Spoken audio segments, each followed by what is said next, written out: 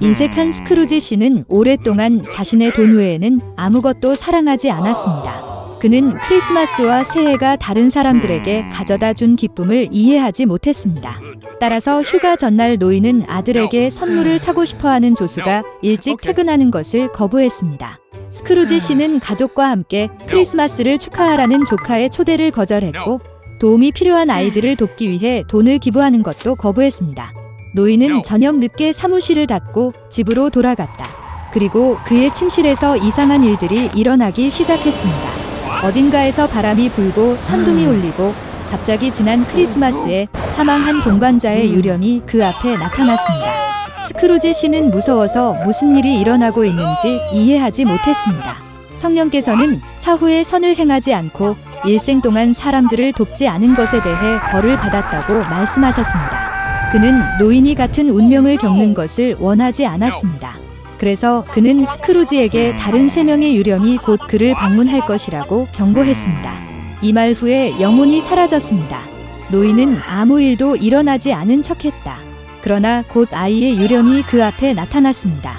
스크루지는 지난 몇 년간의 정신이었기 때문에 깜짝 놀랐습니다. 마법의 도움으로 유령은 그들을 과거로 옮겼습니다. 노인은 자신이 태어나고 자란 마을의 어린 소년으로 자신을 보았다. 그는 크리스마스 트리를 장식하고 있었고 많은 재미를 보았습니다. 그런 다음 스크루지 씨는 기쁨과 희망으로 가득 찬 자신의 사랑하는 사람에게 청혼하던 날 젊었을 때 자신을 보았습니다. 그 후 노인은 자신이 성숙해지는 것을 보았다. 그의 아내는 울고 있었고 그녀가 그와 헤어지기로 결정했는지 이해할 수 없었습니다. 사실 스크루지는 더 이상 그녀에게 관심을 기울이지 않고 돈에 대해서만 생각했습니다. 노인은 그런 모습을 밖에서 보지 못하고 귀신에게 돌려달라고 부탁했다. 결국 영혼은 사라졌지만 그 자리에 또 다른 유령이 나타났습니다. 그는 크리스마스 이브에 스크루지를 그의 빚어 집으로 데려갔습니다. 온 가족이 가난한 식탁에 앉아 있었습니다. 노인은 모두가 그를 미워한다고 확신했지만 그렇지 않다는 것을 확신하게 되었습니다. 보좌관은 스크루지 씨의 건강을 위해 축배를 했고 그의 아내는 매우 기꺼이 축배에 참여했습니다. 그리고 그 노인은 조수의 아들이 아팠다는 것을 알아차렸습니다. 스크루지는 아이를 유감스럽게 생각하고 그의 행동을 부끄럽게 생각했습니다. 그런 다음 유령은 노인을 조카의 집으로 데려갔습니다. 그의 온 가족은 휴일에 만족했습니다.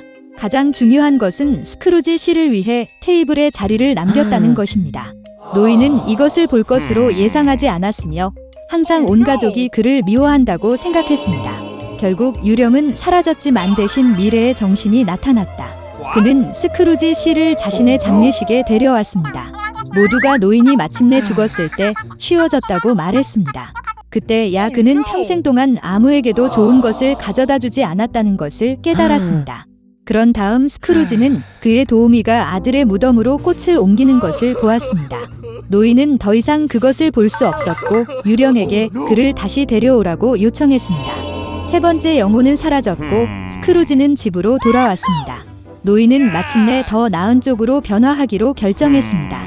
다행히도 그는 시간이 몇 시간 전으로 거슬러 올라간다는 것을 알았습니다. 스크루지 씨는 1분도 낭비하지 않기로 결정했습니다. 그는 여전히 모든 것을 바꿀 시간이 있었습니다.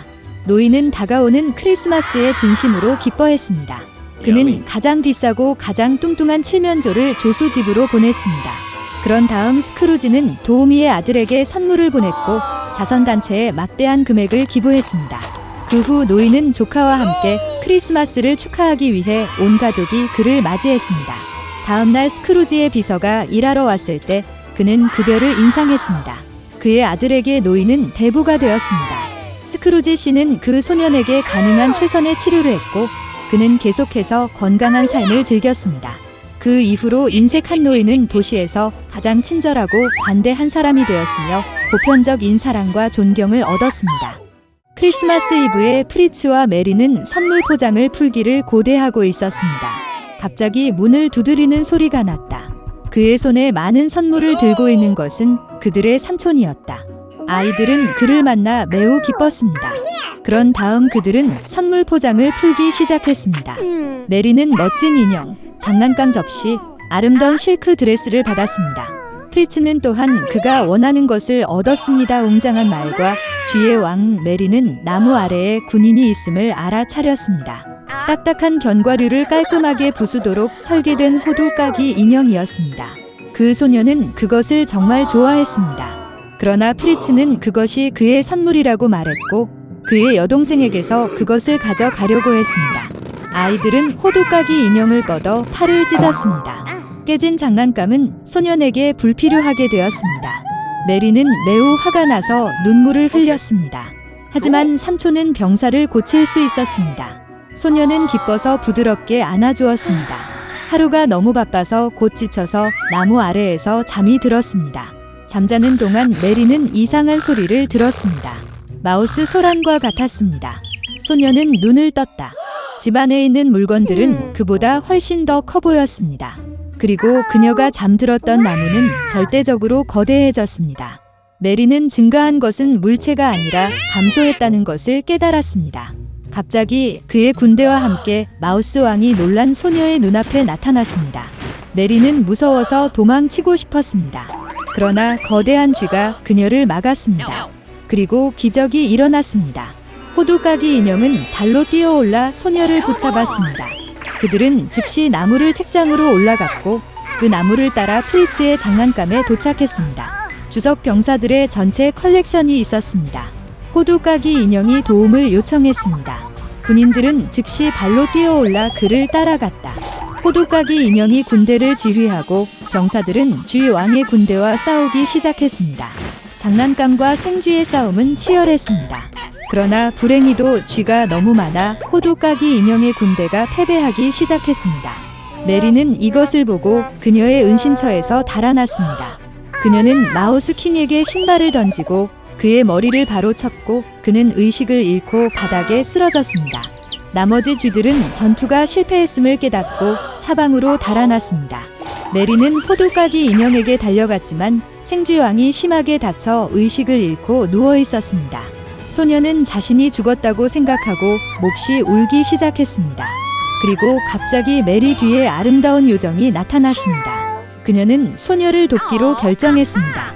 지팡이를 흔들면서 그녀는 호두까기 인형을 되살렸습니다. 두 번째 지팡이를 흔들자 요정은 군인을 멋진 왕자로 변신시켰다. 메리와 호두까기 인형은 사랑스러운 눈빛으로 서로를 바라보다가 눈을 뗄 수가 없었습니다. 세 번째로 지팡이를 흔들면서 요정은 사랑에 빠진 부부를 과자 왕국으로 데려갔습니다. 그곳의 나무는 사탕으로 만들어졌고 꽃은 마멀레이드로 만들어졌습니다. 멋진 장소였습니다. 메리는 기쁨으로 잠시 눈을 감았습니다. 그리고 갑자기 그녀의 이름을 부르는 어머니의 목소리가 들렸습니다. 소녀는 눈을 뜨고 혼란스러워하는 어머니를 보았다. 메리는 또한 무슨 일이 일어나고 있는지 이해할 수 없었습니다. 소녀는 자신의 멋진 여행에 대해 이야기했지만 어머니는 달콤하게 미소를 지었습니다.